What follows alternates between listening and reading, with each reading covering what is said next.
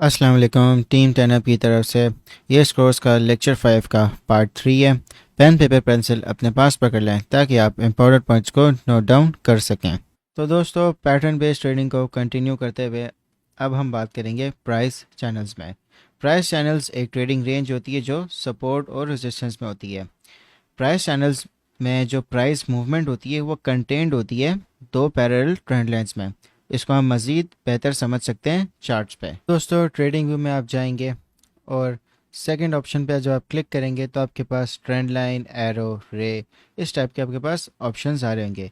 तो इसमें आप पैरेलल चैनल को क्लिक करेंगे। दोस्तों, जैसा कि आपको पता है कि ट्रेंड्स तीन टाइप के होते हैं, अप ट्रेंड, साइडवेज और डाउन ट्रेंड। इसी तरह चैनल्स भी तीन टाइप के होते हैं। ये आपका डाउन ट्रेंड चैनल बन गया, ये आपका साइडवेज चैनल बन गया और ये आपका अप ट्रेंड चैनल बन गया। चैनल्स में आप देख रहे होंगे कि आपके पास ये दो ट्रेंड लाइंस होती हैं। जो ऊपर वाली ट्रेंड लाइन है वो आपकी रेजिस्टेंस ट्रेंड लाइन होगी और जो नीचे वाली ट्रेंड लाइन है वो आपकी सपोर्ट ट्रेंड लाइन होगी। तो दोस्तों, अगर आपने नाम से इनको आइडेंटिफाई करना है तो जिस चैनल में प्राइस डाउन ट्रेंड में होता है वो आपका डिसेंडिंग चैनल हो गया, और जिस चैनल में प्राइस आपका साइडवेज मूव कर रहा होता है वो आपका हॉरिजॉन्टल चैनल हो गया, और जिस चैनल में आपका प्राइस अप ट्रेंड में होता है वो आपका असेंडिंग चैनल हो गया। तो दोस्तों, जब आप ये टूल यूज़ करोगे तो क्या आपके पास ऑटोमेटिक ये ट्रेंड लाइंस दोनों बन जाएगी।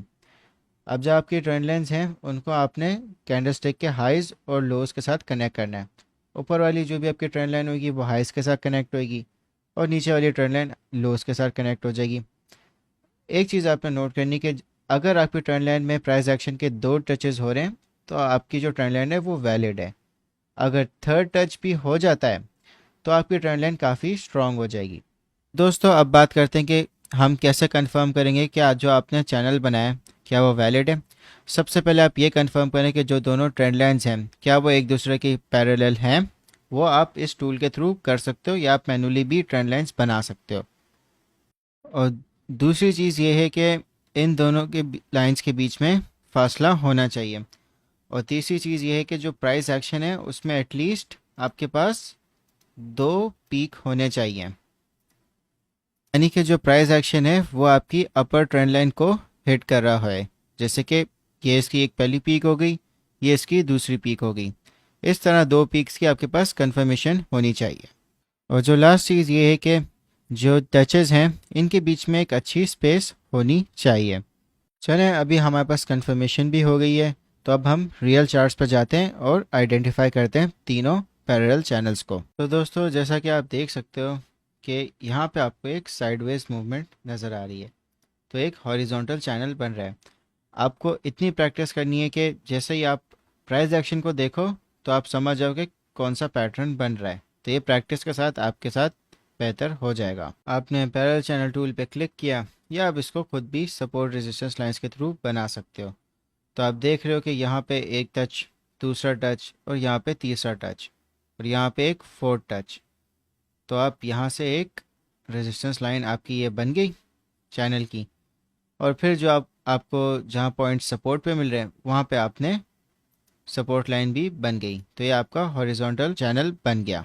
इस केस में दोस्तों अगर आप देखें तो एक डिसेंडिंग चैनल बन रहा है क्योंकि एक डाउन ट्रेंड चल रहा है।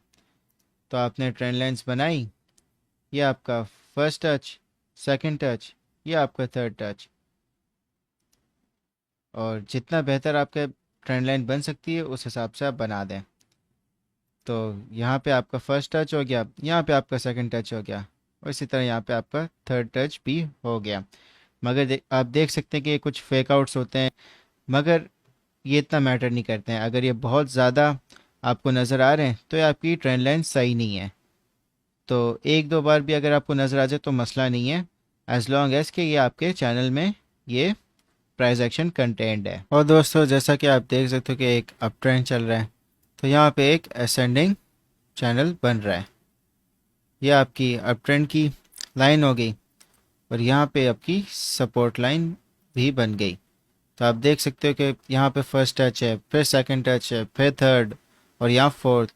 उसी तरह सपोर्ट पे आपका first touch, second touch, third touch और फोर्थ टच। ये आपका असेंडिंग चैनल बन गया। दोस्तों चैनल्स में अपना ट्रेडिंग इस तरह करनी है कि सबसे पहले आप देखेंगे कि आप किस चैनल पे हैं। हॉरिजॉन्टल चैनल में जो प्राइस मूवमेंट होती है वो साइडवेज होती है।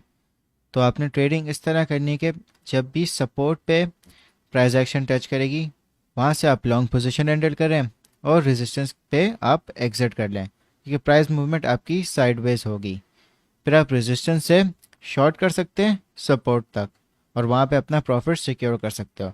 मगर स्टॉप लॉस आपने इस तरह रखना है कि जैसे अगर आपने आपने लॉन्ग की पोजीशन ली और आपका टारगेट रेजिस्टेंस लेवल पर था, तो जो आपका प्रॉफिट है वो 3.23% हो गया।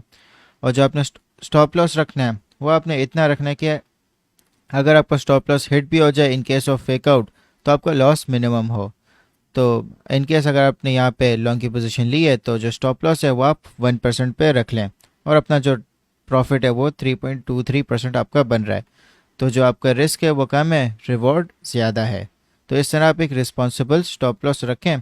और दोस्तों इन केस अगर आपको ब्रेकआउट का चांस मिलता है और अच्छी वॉल्यूम है, प्राइस एक्शन भी उसका ब्रेकआउट की तरफ लीड कर रहा है, तो जो चैनल की हाइट होगी वो आपका टेक प्रॉफिट होगा।